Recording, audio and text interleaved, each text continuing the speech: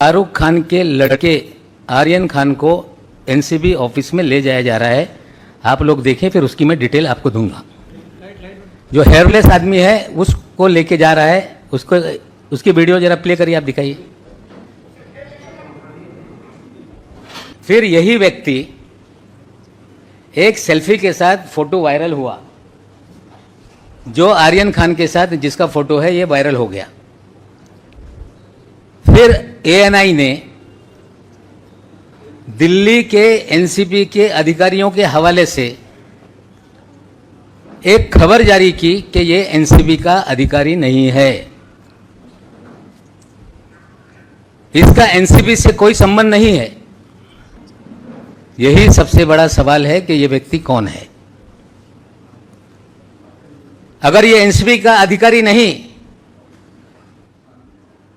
तो इस व्यक्ति को, एक व्यक्ति जिस पे आरोप है कि वो ड्रग इस्तेमाल करता है या उसके पोजीशन में ड्रग मिला तथाकथित, उसे वो घसीटते हुए, लाइट चालू करो, घसीटते हुए एनसीबी कार्यालय में कैसे ले जा रहा था, ये एनसीबी को बताना पड़ेगा कि इसका और एनसीबी का क्या कनेक्शन है। दूसरा एक वीडियो मैं आपको दिखा रहा हूं। जो दूसरा एक आरोपी है अरबाज सेठ मर्चेंट, उसे भी एनआई ने फीड रिलीज की, जिसको एक व्यक्ति पकड़ के एनसीबी कार्यालय में ले जा रहा है। शुरू से लगा, शुरू से। ये आदमी को देखिए जो लाल शर्ट पहना हुआ, फिर बताऊंगा।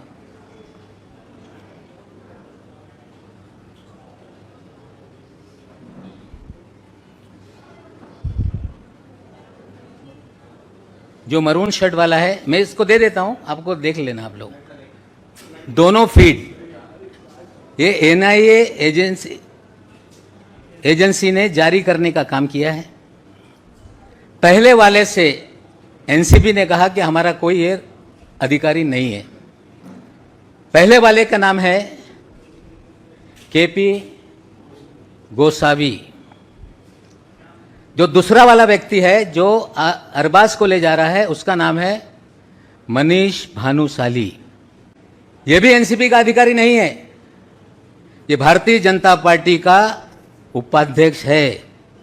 इसकी प्रोफाइल पे जो जो फोटो है लोगों को दिखाने का काम करो। मनीष भानुशाली का, मनीष भानुशाली और फोटो नेक्स्ट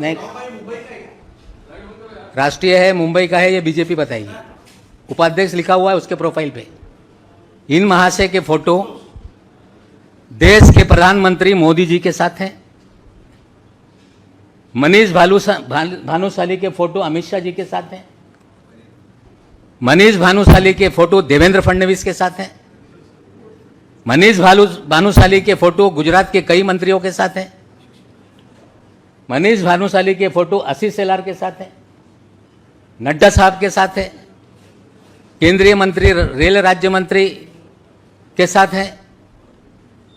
एनसीबी को बताना पड़ेगा कि मनीष भानुशाली लाइट के और एनसीबी के क्या रिश्ते हैं। दो हाई प्रोफाइल एक्यूज, एनसीबी ने दावा किया कि क्रूज पे हमने छापा मारा, 3 दिन तक प्लानिंग चलती रही, 26 अधिकारियों के जरिए रेड की गई और जोनल ऑफिसर ने स्टेटमेंट दिया था कि हमने 8 से 10 लोगों को डिटेन किया है। उनकी भी बाइट है, मैं आपको थोड़ी देर में दिखाता हूं। बाद में खबर आई कि 8 ही आदमी थे। एक अफसर जो पूरी तरह से रेड को मॉनिटर कर रहा है, वेग स्टेटमेंट करता है कि 8 से 10 लोग थे। या तो 10 लोग रहे होंगे, 2 लोगों को छोड़ा गया, या 8 ही लोग थे, किसी और 2 लोगों को फ्रेम करने की साजिश एनसीबी ने की थी, ये स्पष्ट हो रहा है। और कुछ चीजें हैं, पहले वो बता देता हूं, फिर चीजों को फिर विस्तार से एक्सप्लेन करता हूं।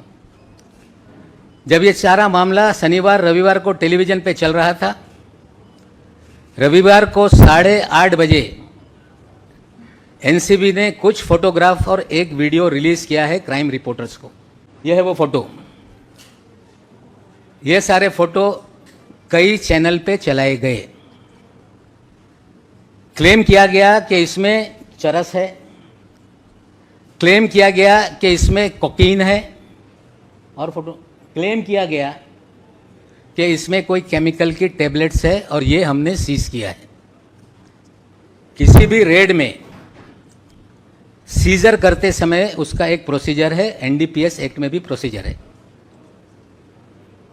खबरें प्लांट की गई कि क्रूज से हमने पकड़ा है,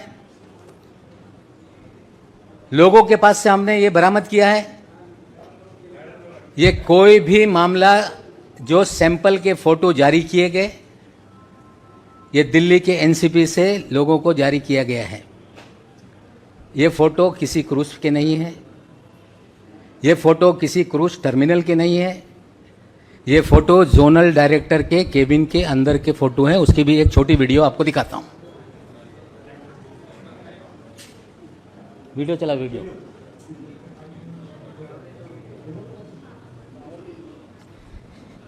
किसी भी सीजर का एक प्रोसीजर है कि जहां पे छापेमारी हो, लाइट चालू करो, छापेमारी हो, वहां पे पंचनामा बनाया जाए, जो भी सीज मटेरियल है उसे सील किया जाए, सील करके स्ट्रांग रूम में रखा जाए, और ज़रूरत पड़े अगर सैंपलिंग को भेजना है तो ये मैजिस्ट्रेट के सामने परमिशन से खोल के सैंपलिंग की जाए और मैजिस्ट्रेट के सामने सील किया जाए।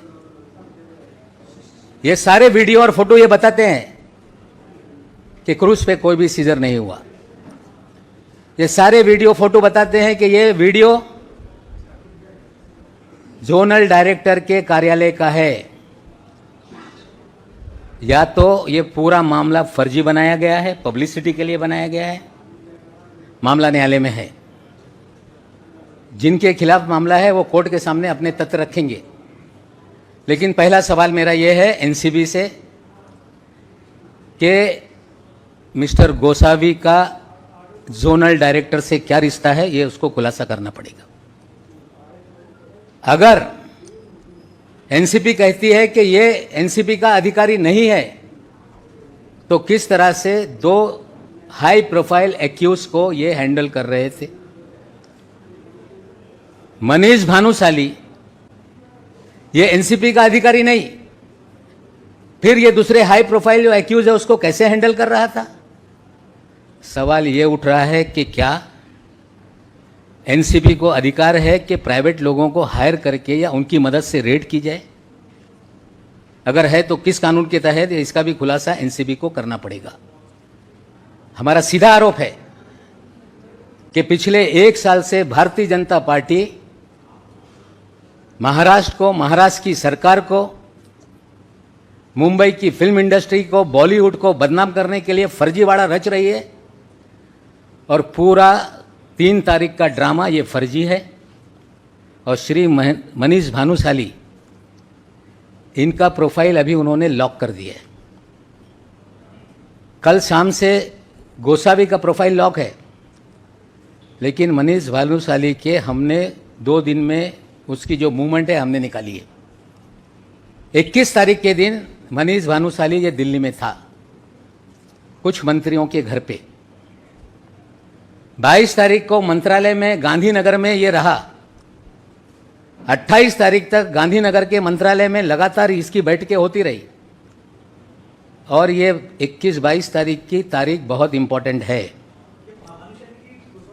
भानुशाली 21-22 तारीख की तारीख इसलिए इंपॉर्टेंट है कि मुंद्रा पोर्ट पे गुजरात में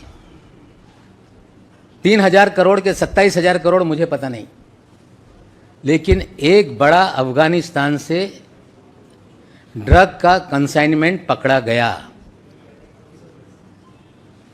तो मनीष भानुशाली दिल्ली में किससे मिल रहा था? मनीष भानुशाली गुजरात में किन मंत्रियों के साथ बैठा था?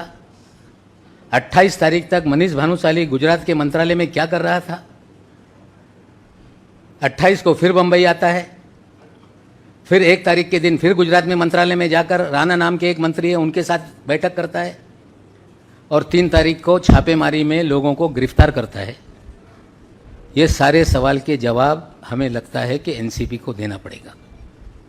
पूरा एनसीपी का इस्तेमाल भारतीय जनता पार्टी लोगों को बदनाम करने के लिए, अपने नेताओं और कार्यकर्ताओं को छापेमारी करवाने के लिए, जो लोग उनके खिलाफ है उसका इस्तेमाल किया जा रहा है। हमने सवाल खड़े किए हैं कि मनीष भानुशाली का गुजरात ड्रग का क्या कनेक्शन है, एनसीबी बताए। भारतीय जनता पार्टी बताए कि उनका उपाध्यक्ष राष्ट्रीय उपाध्यक्ष है, जो मोदी जी का एक्सेस है, जिसे अमित शाह जी का एक्सेस है, जेपी नड्डा का एक्सेस है। और मनीष भानुशाली को कौन सी जिम्मेदारी भारतीय जनता पार्टी ने दी है, ये दोनों लोगों को खुलासा करना पड़ेगा कि एनसीपी का भानुशाली का क्या कनेक्शन है, भारतीय जनता पार्टी का भानुशाली का क्या कनेक्शन है, और जो भी पिछले 1 साल में मुंबई शहर में बैठकर एनसीबी कर रही है, सारा फर्जीवाड़ा करके लोगों को बदनाम किया जा रहा है। जितने भी मामले बनाए गए, फिल्म वालों को टारगेट करके पब्लिसिटी लूटी गई। लगातार सारा देश का मीडिया अलग अलग लोगों को पूरी तरह से मीडिया ट्रायल करता रहा। मैं उम्मीद करता हूं कि आज सवाल जो मैंने उठाए हैं ये देश की जनता के सामने जाएंगे और भारतीय जनता पार्टी का एनसीपी पे क्या प्रभाव है, एनसीबी के लोग प्राइवेट लोगों के जरिए लोगों को गिरफ्तार किस तरह से करा रहे हैं, इसका खुलासा बीजेपी और एनसीपी को करना होगा। और ये शुरुआत है, बहुत सारी चीज़ें एनसीबी को लेके हैं।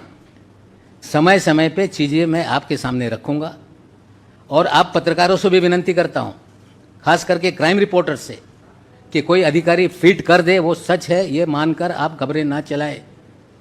कुछ तहकीकात आपको भी करनी है कि ये सच कितना है, झूठ कितना है। ये सारा मामला 3 तारीख का फर्जीवाड़ा है। गुजरात ड्रग कनेक्शन से भी कुछ कनेक्शन है।